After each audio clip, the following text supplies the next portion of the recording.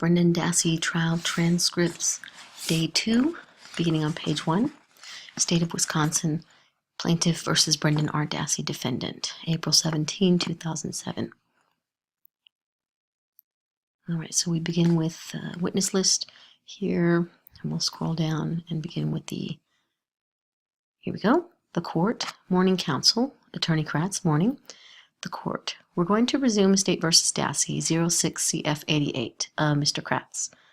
Thank you, Judge. The state appears by Calumet County District Attorney Ken Kratz. The state also appears by Assistant Attorney General Tom Fallon, Assistant District Attorney Norm Gahn, also appearing as special prosecutors, Attorney Freeman. Attorney Mark Freeman appears with Attorney Ray Edelstein, and the defendant appears personally. The court. You may call your first witness. Attorney Kratz. Thank you, Judge. The state will call Bill Tyson to the stand. The clerk. Please raise your right hand. William Tyson, as called as a witness herein, having been first duly sworn, was examined and testified as followed. The clerk. Please be seated. Please state your name and spell your last name for the record. William Tyson, Tyson. Direct examination by Attorney Kratz. Mr. Tyson, please tell the jury how you're employed. I'm a patrol sergeant with the Calumet County Sheriff's Department. If you'd speak up just a little bit, we'd appreciate it. How long have you been employed with the Calumet County Sheriff's Department? I've been employed with the Sheriff's Department for 15 years approximately. And could you describe, please, for the jury your general duties with the Sheriff's Department? Currently, like I said, I'm a patrol sergeant, so I supervise. I'm the immediate supervisor for the patrol staff. Prior to that, I was a road officer.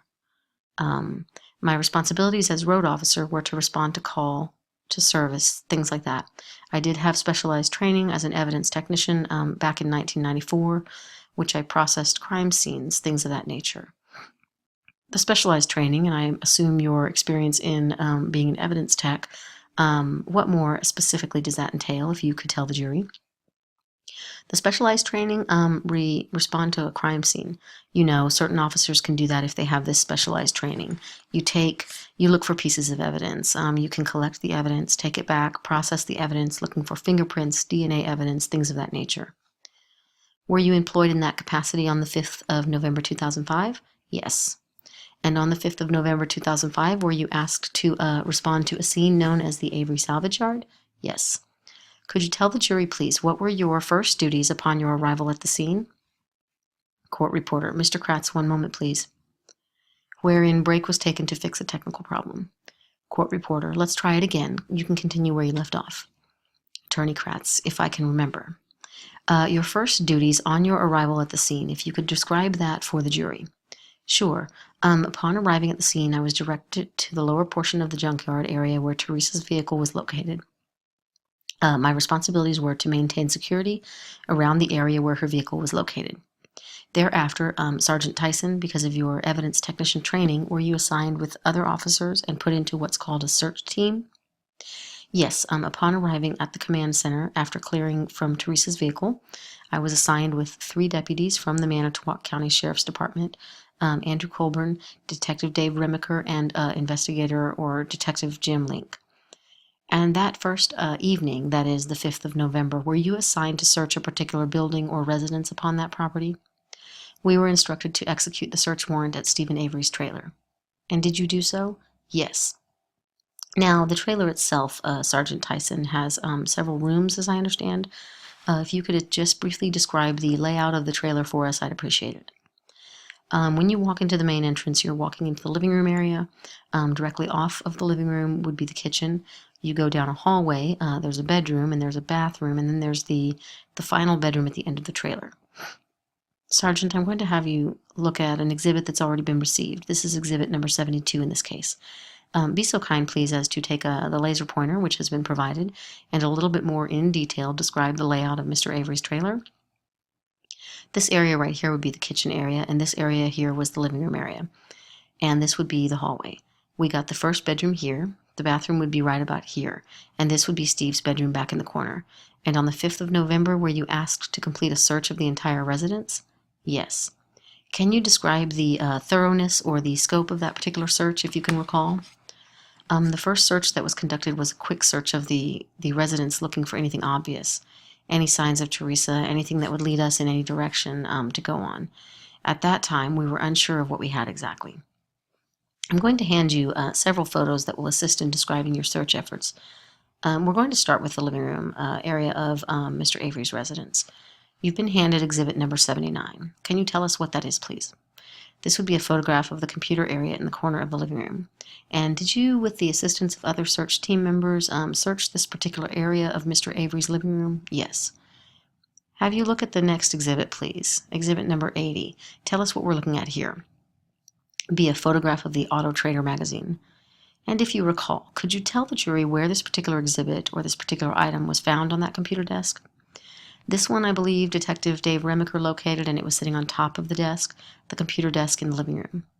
Exhibit number 81, also from Auto Trader. Can you tell us what that is, please? This would be a photograph of a bill of sale through Auto Trader magazine. And as we look at the large screen in the lower left-hand corner of this document, actually has the Auto Trader magazine logo. Isn't that correct? Yes. Now, Sergeant Tyson, so that the jury has a better understanding of methodology or how law enforcement performs these searches, do different officers have different responsibilities when a search, not only of a residence, but any kind of search is undertaken? Yes, for example, on this evening, my responsibilities were to document what the officers were doing, taking notes after the evidence was collected, take custody of the evidence, and, secure it. So that was my responsibilities. The other officers were searching different areas. I was keeping a watch on them to see what they were finding, documenting the exact minute when something was located, where it was located, things of that nature.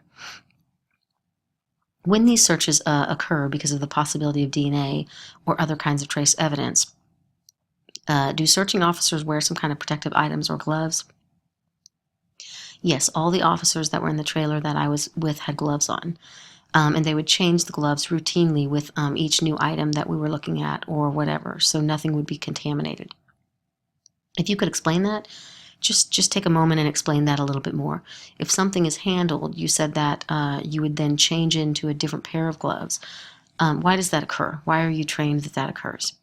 Well, for example, you find a piece of evidence. You may not know exactly what's on it, be it any type of DNA, blood, or anything like that. You pick it up. If you don't, you pick up something else, you're going to transfer what you've just had on that item onto a different piece of evidence, and it's contaminated at that point, because now you can no longer say that did that item have the blood on it already or did not. And if you don't change your gloves, you can't say because you've now transferred it and you contaminated new evidence. I don't know if I asked you, and perhaps it's obvious by this particular picture, but where was this bill of sale found within the residence? This one, I believe, was found in a drawer on the computer desk. All right. In the same living room area near the Auto Trader magazine that we've previously seen, is that right? Yes. Let's move, if we can, to the bedroom area. That is the master bedroom of Stephen Avery. Could you describe first the size of that bedroom, then describe the search efforts that occurred in there? It's a rather small bedroom. You've got the queen-size bed, I believe, is in the middle of the room. He had a walkway just to walk around and get to the other side. Then there was closets up against the wall. So it was a smaller room. And when we entered that room, we had, like Sergeant Colburn, he concentrated his efforts on one side. Detective Remaker and Detective Link searched the other area, and I stood pretty much in the doorway watching what was going on, documenting what was located. Now, this is the very first night of the search. Is it fair to say that you and the other law enforcement officers were unaware of what had happened to Teresa Halbach at that time? That's correct. We didn't know exactly what we had at that time. Did you specifically know what you were looking for? No, we were looking for anything that might lead us in a direction, any clue, any type of evidence. All right. I'm showing you now what's been marked as exhibit number 82. Describe what that is for the jury, please. This would be a photograph of the headboard area of Stephen Avery's bed. Now, a bed, or on top of or above Mr. Avery's bed, could you tell the jury what you observed on the 5th of November? It's kind of cut off on the photo, but up on top there is right above the bed, there was a gun rack which housed 2 firearms, and there were 2 long barreled firearms in the gun rack directly above the bed. All right, I think we have a better picture of the gun rack itself, which is exhibit number 83. We will move to that. Tell us what we're looking at here. That is the photo of the gun rack that was directly above the bed. All right, now at this early search, at this early stage, were those firearms confiscated or seized by you and other officers? On the night of the 5th, those firearms were not seized. We knew we had opportunity to come back, so those firearms were not taken at that time. All right, and that concept, the concept of knowing that you were going to be able to come back, or that other law enforcement officers were going to be able to come back, could you describe that a little bit more for the jury? Well, the scene itself, the whole area, the junkyard, we didn't know exactly where we would be directing our resources. So we knew we had a lot of work to do. This is a very large area. We could not humanly get this done within one evening. So we knew we were going to be there. How long exactly, we didn't know, but we knew we would be back the next day for sure. It turned out to be almost 8 days, is that right? Correct. On this particular gun rack, that is, the gun rack in Mr. Avery's bedroom, how many long guns, that is, how many rifles were located on that rack, if you recall? There were 2. The rifle on top, I'm going to show you a photograph, that is exhibit number 86. Do you recognize that? Okay, it appears to be one of the firearms that was located in the gun rack in the bedroom. And just so this jury understands, and they'll hear from another witness, but it wasn't you, but a different officer actually on the next day that seized this weapon. Is that right? That's correct. The other weapon, exhibit number 87, tell us what that is, please. Be a photograph of a muzzleloader. I believe this was the other firearm that was in the gun rack. All right, Mr. Tyson, within the bedroom itself, did you, during the search and your fellow law enforcement officers, locate any items or obvious items that would be capable of restraint, that is, capable of restraining another person? Yes, Sergeant Colburn located a set of handcuffs and a set of leg irons. I'm going to show you what's been marked as exhibit number 84. Tell us what we're looking at, please. Be a photograph of the handcuffs that were found in Stephen Avery's bedroom. Do you remember, and can you describe for the jury from what location those handcuffs were recovered? I have in my report that it was taken from a nightstand which was directly next to the desk. That nightstand has now become known as the bookcase. Sergeant Colburn located the handcuffs and the leg irons in that bookcase, which was right next to the desk. All right, you had mentioned some leg irons as well. I'll have you look at exhibit number 85. Tell us what this is, please. It'd be a photograph of those leg irons. Do you know what the handcuffs and leg irons found in Mr. Avery's bedroom were made of? They're your standard steel handcuffs and leg irons. I show you what's been marked as exhibit number 91, the item itself. Tell the jury what it is we're looking at. It's a standard set of the iron handcuffs. And are those the handcuffs, and do they look the same and similar today as when they were recovered and seized from Mr. Avery's bedroom on the 5th of November? Yes. I show you exhibit number 92. Tell the jury what those are, please. A set of iron leg irons. Once again, exhibit number 92, do those look the same or similar as the day that they were received and recovered from Mr. Avery's bedroom? Yes. Attorney Kratz. Thank you, Mr. Wiegert. Now, Mr. Tyson, the search effort you said lasted several days. Were you involved throughout the entire week in these search efforts? For most of the days, I was on the property. We were searching other residences, outbuildings, areas of land, junked cars, automobiles that were parked in certain areas. So my responsibilities were with other officers throughout the week, but we were doing searches of different residences and areas on the property. I'm going to show you, I think in front of you, you have an exhibit, exhibit number 88. Could you look at that exhibit, please, and tell us what it is? Evidence photograph of a bleach bottle.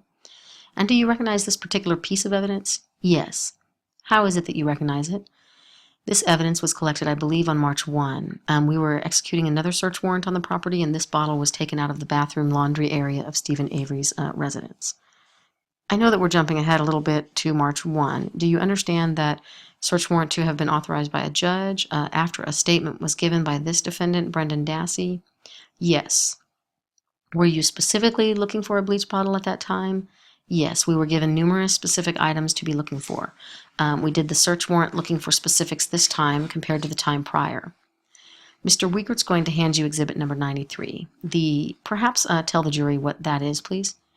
That would be the bleach bottle taken from the bathroom laundry area of Stephen Avery's residence. So it was within his trailer, that is, within his bathroom, that this bleach bottle was found. Is that right? That's my understanding, yes. Do you recall, Sergeant Tyson, whether the bleach bottle was full at the time that you recovered it, or that it was recovered? Okay, like I said, Deputy Reamer collected it. My understanding is that it was empty at the time of collection.